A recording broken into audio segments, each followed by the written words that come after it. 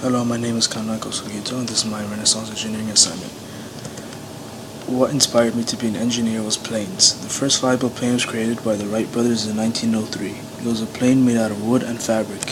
What fascinated me was how we went to making a plane out of wood that could barely fly to making a plane entirely out of metal, making the largest plane in the world that can carry 500 passengers, and making the most efficient engine up to date.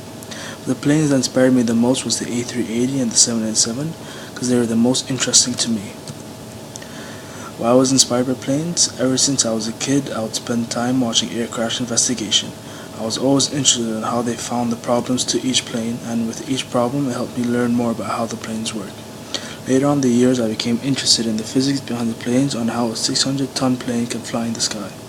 I was also interested in the different models of planes and their unique properties.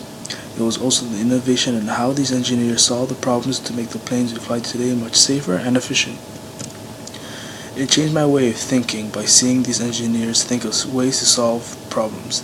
They use various techniques to solve the problems. By solving global problems, they are slowly helping the world be a better place to live in.